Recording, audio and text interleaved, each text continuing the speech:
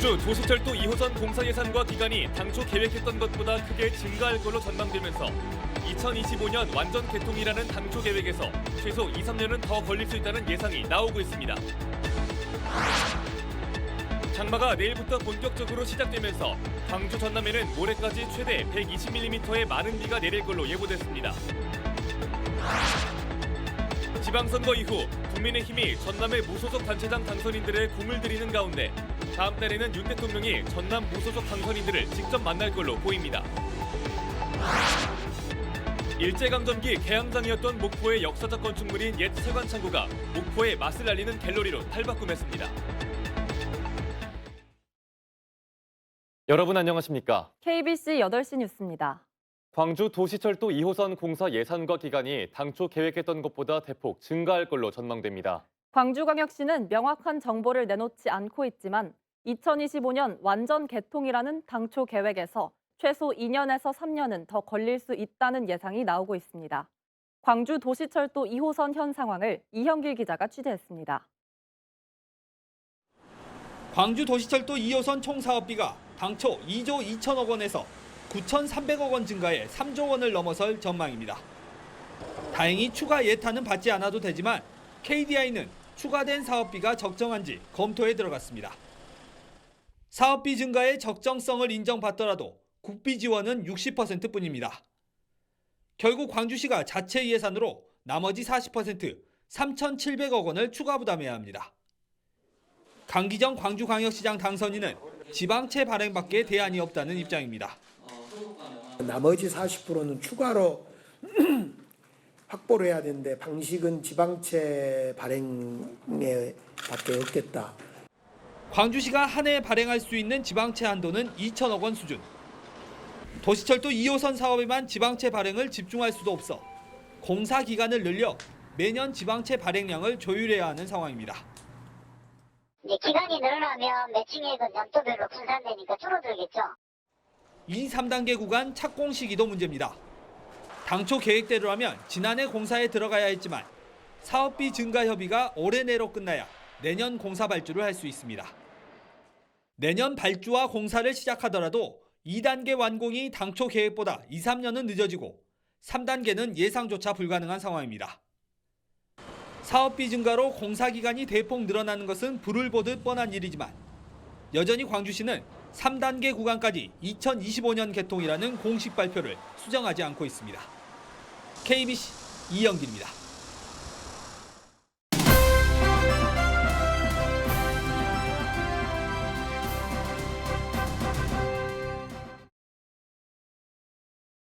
다음 달 출범하는 민선 8기 광주광역시와 전라남도의 현안을 살펴보는 연속보도.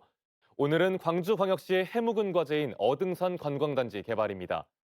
강기정 광주광역시장 당선인이 6개월 안에 답을 내놓겠다고 했는데 민관 주도 개발에 무게가 실리는 모양새입니다. 정의진 기자입니다.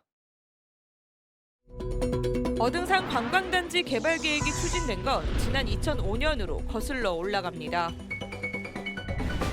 20년 가까이 흐를 동안 사업에 참여하기로 했던 건설사들은 법정 공방 등 잡음만 남긴 채 발을 뺐습니다. 그 사이 어등산 관광단지엔 골프장만 들어섰을 뿐 개발 계획은 오히려 후퇴했습니다. 민선 4기부터 7기에 이르기까지 그저 시장의 치적 사업으로만 추진돼 왔다는 게 사업 좌초의 주요 원인으로 지적됩니다. 장기적인 계획을 가지고서 뭔가 논의를 통해서 이렇게 했어야 되는데 시장들이 임기 내에 좀 성과를 내겠다고 하는 마음들이 많이 좀 앞섰죠. 이제 그러다 보니까 이제 계속적으로 그냥 공전돼 버린 이런 상황들이 온 게 또 이제 하나 원인 중에 하나가 좀 된 거죠. 출범하겠습니다. 민선 8기 강기정 광주광역시장 당선인은 6개월 안에 어등산 관광단지 개발에 대한 답을 내놓겠다고 밝혔습니다. 현안들에 대해서는 제가 경선 과정 그리고 본선에서 약속했던 대로 6개월 안에 답을 드리도록 하겠습니다. 무엇보다 수익성의 방점이 찍혀 있습니다. 건설사들과의 거듭된 협약 파기는 수익성 악화 때문이라는 판단입니다.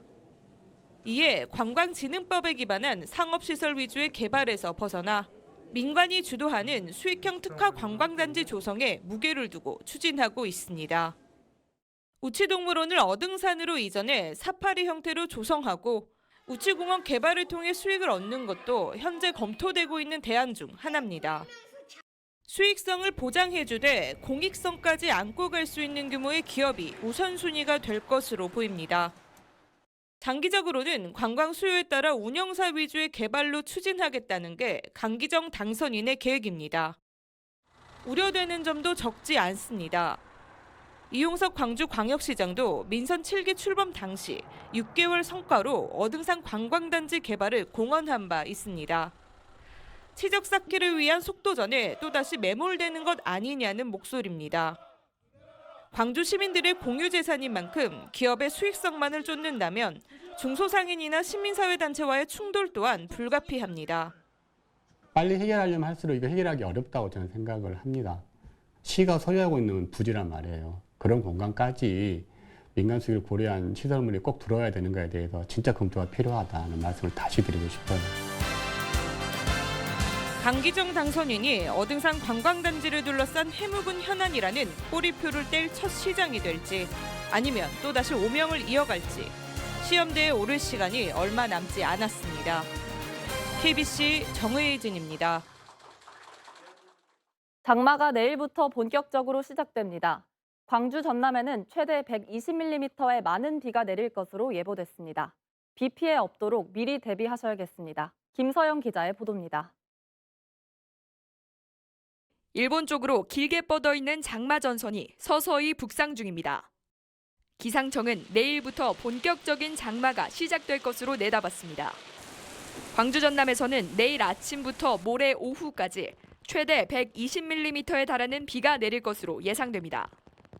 광주 전남은 내일 아침부터 모레 오후까지 정체전선에 의한 비가 30에서 100mm, 많은 곳 120mm 이상 내리는 곳이 있겠습니다.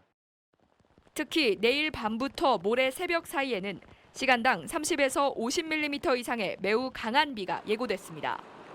상습 침수 구역이 약 10여 곳이 있는데 그것을 대상으로 빗물바지 유입구 청소 시민 관리제를 광주시 전체적으로 하고 있는데 저희 북구 한 10개소 운영해가지고 주민도 참여해서 장마철에 적극 대응하고 있습니다. 장마는 오는 25일에서 27일 사이 잠시 소강 상태를 보여 광주 전남에는 다시 폭염이 예상됩니다.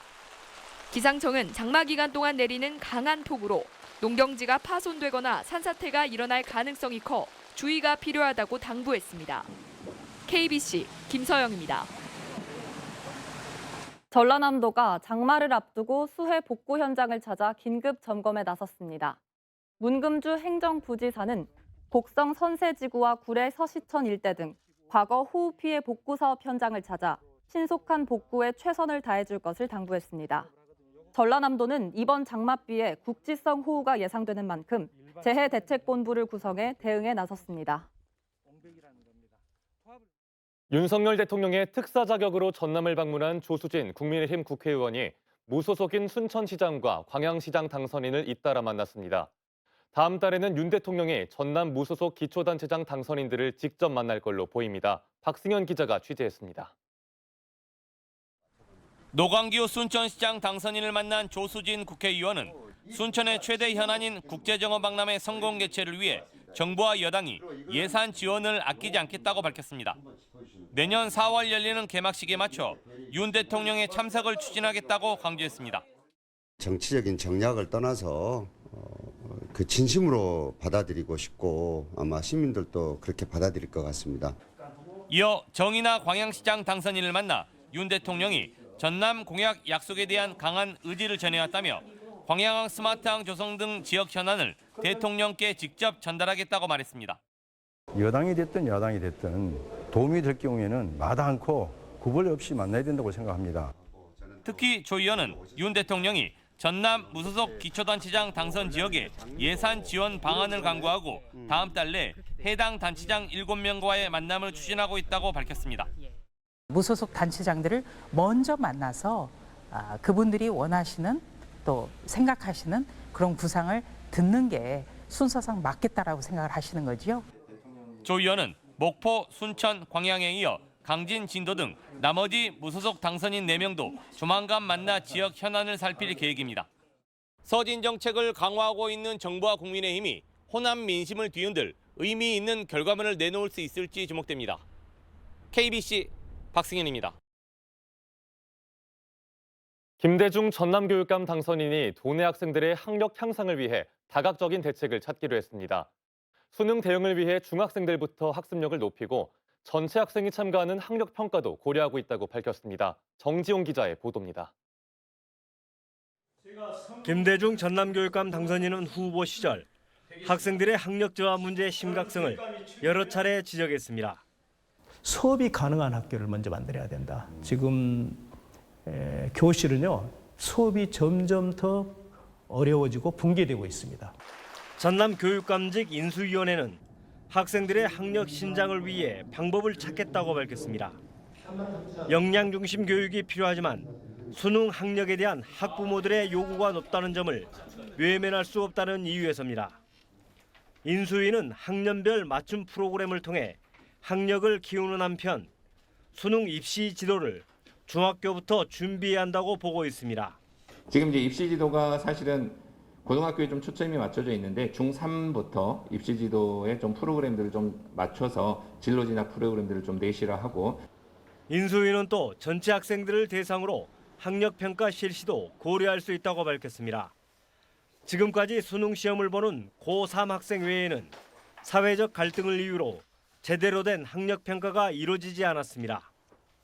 시도별로 비교하고 학교별로 비교하고 유리한 쪽으로 해석을 하니까 사회 갈등이 많이 일어나지 않습니까?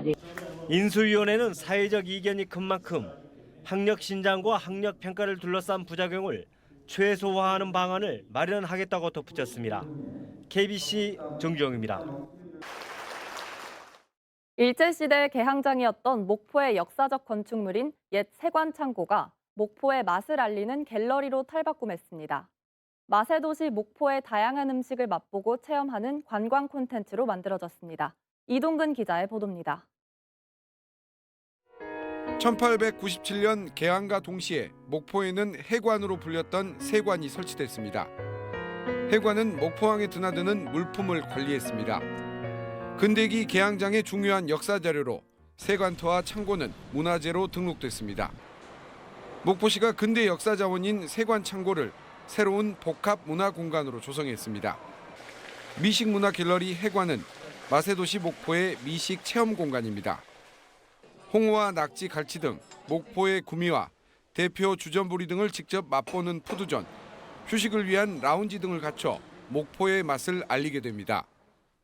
목포의 구미를 선보일 수 있는 공간이 되어서 관광객들한테도 좋고 주전부리나 뭐 이런 게 비치되어 있어서 목포 시민들한테도 더 좋은 공간이 될 것 같습니다.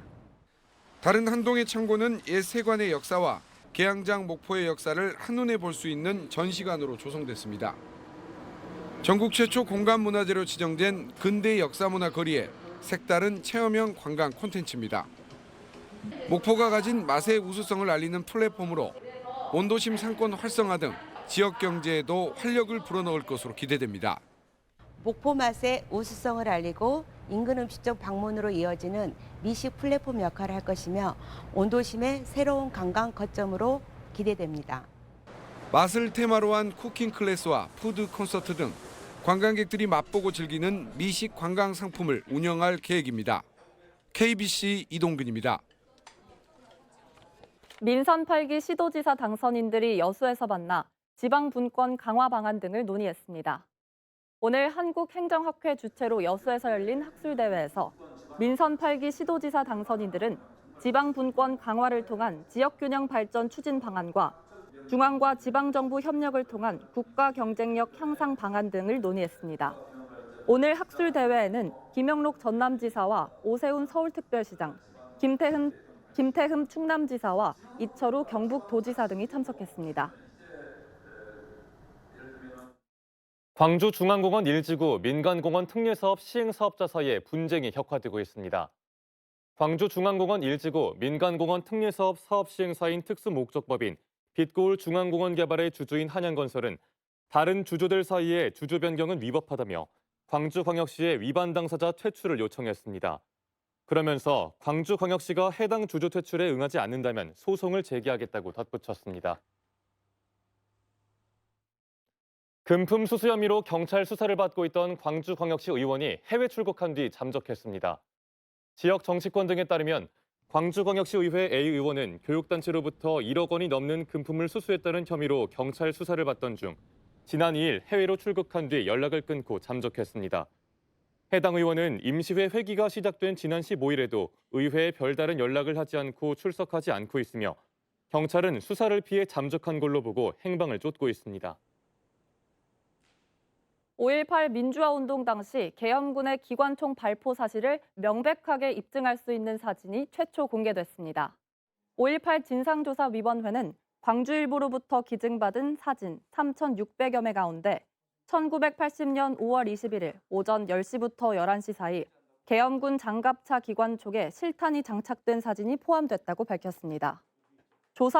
조사위는 시민들의 공격으로 사상자가 발생해 자위권 발동 차원에서 발포에 나섰다는 계엄군 측 주장이 허위였음이 드러났다고 설명했습니다.